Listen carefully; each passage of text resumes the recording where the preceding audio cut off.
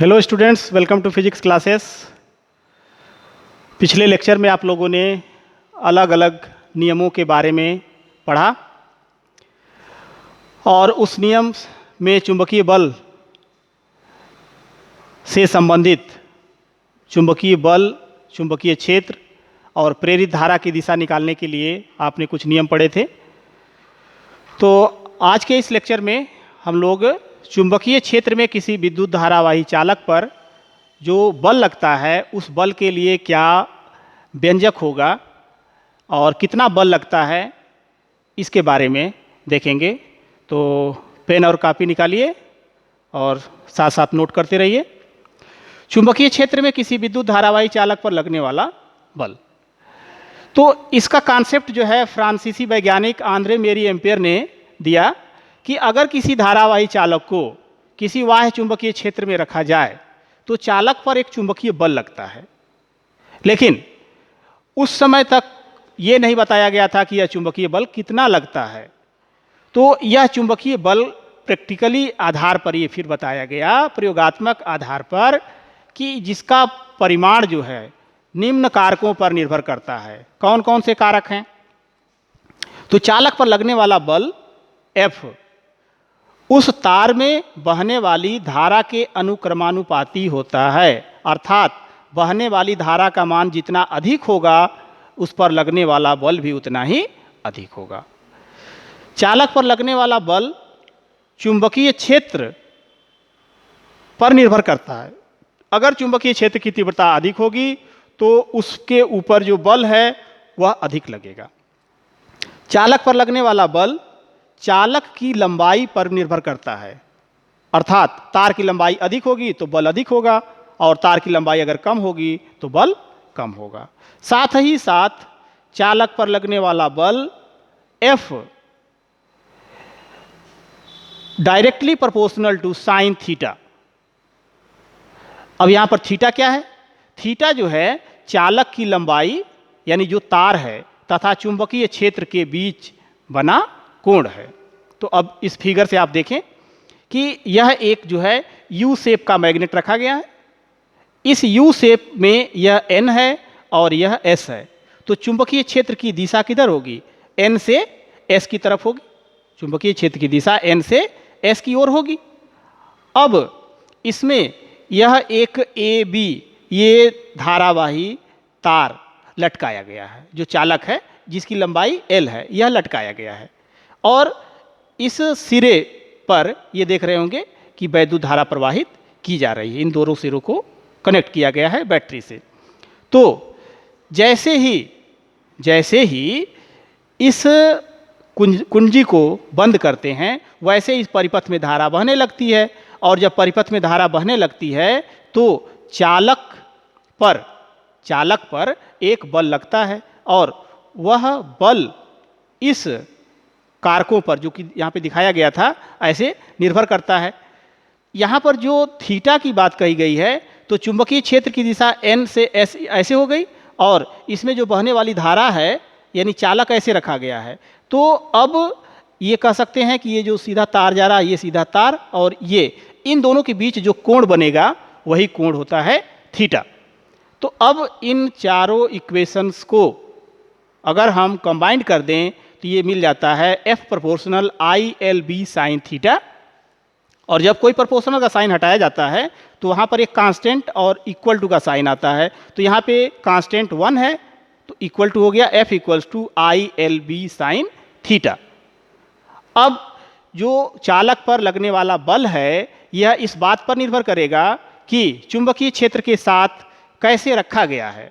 तो अगर थीटा बराबर 0 अर्थात चालक को चुंबकीय क्षेत्र की दिशा में ही रखा गया है तो उसके ऊपर लगने वाला बल होगा 0। क्यों 0 होगा? साइन 0 का मान होता है 0, तो 0 से जब गुणा करेंगे तो F हो गया 0। तो इस तरह से उस पर लगने वाला जो बल होगा वो हो गया 0। लेकिन अगर थीटा की वैल्यू 90 डिग्री रखते हैं तो यहाँ से आ जाएगा साइन थीटा यानी साइन 90 इक्वल्स टू 1। तो F इक्वल्स टू ILB यानी F मैक्सिमम होगा ILB। अब इसकी दिशा कैसे निकालेंगे? पीछे पढ़े थे ना फ्लेमिंग के बाएं हाथ के नियम से। तो फ्लेमिंग के बाएं हाथ का नियम क्या था? फ्लेमिंग के बाएं हाथ का नियम था कि अगर हम अपने बाएं हाथ की प्रथम 3 उंगलियों को इस प्रकार रखें कि तीनों एक दूसरे के लंबवत हों, तर्जनी उंगली क्या बताए? बी की दिशा, और सेंट्रल फिंगर क्या बताए? करंट की दिशा, तो थंब बताएगा फोर्स की दिशा। तो अब यहाँ पर आप इसको रख करके लगा सकते हैं। तो ये तर्जनी उंगली हो गई आपकी इस दिशा में, यानी अगर हम यहाँ पर दिखाएं तो ये कुछ ऐसे दिखाएगा।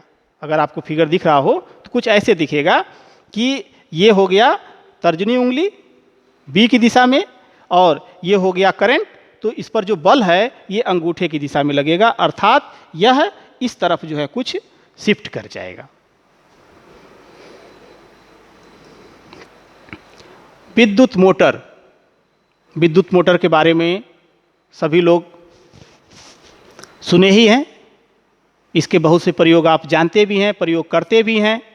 तो आज आप ये जानेंगे कि विद्युत मोटर में क्या क्या कंपोनेंट होते हैं, यह किस ऊर्जा को किस में रूपांतरित करता है तथा कैसे कार्य करता है।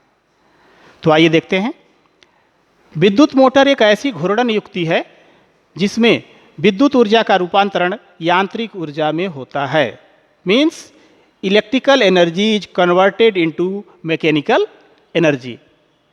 तो ऐसे यंत्र को हम विद्युत मोटर कहते हैं। अब विद्युत मोटर का उपयोग आप जो है पंखे में, रेफ्रिजरेटर, ये जो मिक्सर ग्राइंडर हैं, कंप्यूटर है, वॉशिंग मशीन है, और MP3 MP4 प्लेयर हैं, इन सभी में जो है विद्युत मोटर का उपयोग किया जाता है। यह किस सिद्धांत पे कार्य करता है? तो प्रिंसिपल देखें इसका। जब किसी धारावाही आयताकार कुंडली को चुंबकीय क्षेत्र में रखा जाता है तो कुंडली पर एक बल युग्म लगता है। बल युग्म किसे कहते हैं? जब किसी एक ही भुजा पर 2 बल विपरीत दिशाओं में लगते हैं लेकिन दोनों की क्रिया रेखाएं अलग अलग होती हैं तो उसे बल युग्म कहते हैं।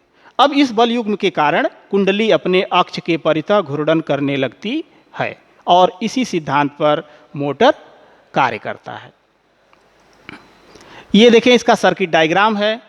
इस सर्किट डायग्राम में आप देख रहे होंगे N और S, यह स्ट्रांग मैग्नेटिक फील्ड होता है, और इसके बीच में ये देख रहे होंगे कि ABCD एक आयताकार कुंडली है, और यह यहाँ पर X और Y के थ्रू देख रहे होंगे कि बाहरी सर्किट में यह एक बैटरी और कुंजी से जुड़ा हुआ है, और साथ ही साथ यह कुंडली जो है यह P पॉइंट जो है, P पॉइंट जो कि आप इसमें फिगर में आप देखें कि यह आधा कटा हुआ वृत्ताकार हिस्सा दिख रहा होगा आपको, एक इधर है और एक इधर है। इसे जो है विभक्त वलय कहा जाता है और इनका नाम दिया गया है, इधर P दिया गया है और इधर Q दिया गया है। अब यह P और Q जो है, ये जो वलय हैं यह कुंडली से सीधे कनेक्ट होते हैं, और इसे बाहरी कांटेक्ट देने के लिए यह X और Y हैं जिसे कि ब्रुश कहते हैं। और जब इसमें वैद्युत धारा प्रवाहित होने लगती है तो इस कुंडली के ऊपर एक बल युग्म कार्य करता है। कैसे कार्य करता है ये देखें। जब इसमें धारा A से B की तरफ जा रही होती है तो AB पर जो बल है वह लगता है नीचे की तरफ, और A से B की तरफ धारा जा रही है तो C से D की तरफ आएगी, तो C से D की तरफ जब आएगी तो इसमें धारा AB के विपरीत हो गई, तो इस पर जो लगने वाला बल है यह ऊपर की ओर होता है। और B और C तथा A और D के बीच जो बल लगता है यह बल दोनों एक दूसरे को निरस्त कर देते हैं। तो अब इस कुंडली पर 2 बल लगे, एक AB भुजा पर लगा नीचे की ओर और एक CD भुजा पर लगा ऊपर की ओर। अब इन दोनों बलों की वजह से यह कुंडली जो है इस मैग्नेट के बीच में यह घूर्णन करने लगती है, जो कि ये एक्सिस दिखाया गया है। इस एक्सिस के अबाउट ये नीचे से ऊपर की तरफ इस तरह से ये घूर्णन करने लगती है, जिसे हम वामावर्त रोटेशन कहते हैं। तो इस तरह से यह कार्य करता है। अब इसका डिटेल आप यहाँ देख सकते हैं। आर्मेचर जो नर्म लोहे के क्रोड पर तांबे के तारों को अनेकों फेरे लपेट कर तैयार एक कुंडली ABCD, और इसी ABCD को हम आर्मेचर कहते हैं। क्षेत्र चुंबक जो N और S आपने देखा, यह एक प्रबल और अस्थायी ध्रुवीय चुंबक होता है। ध्रुवीय चुंबक से क्या तात्पर्य है? ध्रुवीय चुंबक से कुंडली पर हमेशा जो मैग्नेटिक फील्ड होती है वह रेडियल फील्ड होती है, मतलब त्रिज्य मैग्नेटिक फील्ड होती है, चुंबकीय क्षेत्र होता है, अर्थात हमेशा कुंडली के लंबवत होता है। विभक्त वलय, यह पीतल का 2 भागों में बटा हुआ छल्ला होता है जिसमें आर्मेचर के दोनों सिरे इस वलय से जुड़े होते हैं तथा ये 2 वलय PQ एक धुरी से जुड़े होते हैं। आर्मेचर के घूमने पर वलय PQ घूमते हैं और वलय कुंडली में धारा की दिशा परिवर्तित करने का काम करता है। इसे धारा परिवर्तक भी या द्विक परिवर्तक के नाम से भी जाना जाता है। ब्रुश, वलय PQ के दोनों ओर धातु की पत्तियां जो X और Y को स्पर्श करती हैं उन्हें हम ब्रुश कहते हैं। इनका मुख्य कार्य होता है कुंडली को बाह्य सर्किट में संपर्क देना। ये इसकी कार्यविधि है। तो कार्यविधि आपने अभी देखा कि कुंडली ABCD में जैसे ही वैद्युत धारा प्रवाहित होती है, फ्लेमिंग के बाएं हाथ के नियमानुसार कुंडली की भुजा AB पर नीचे की ओर बल तथा भुजा CD पर ऊपर की ओर बल लगने लगता है।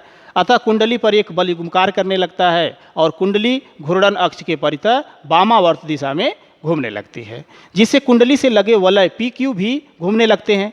फलस्वरूप वलय PQ भी ब्रुश X से बदलकर दूसरे ब्रुश Y के संपर्क में और फिर घूमते हैं दूसरे आधे चक्कर में तो Y से बदलकर X के संपर्क में आ जाते हैं।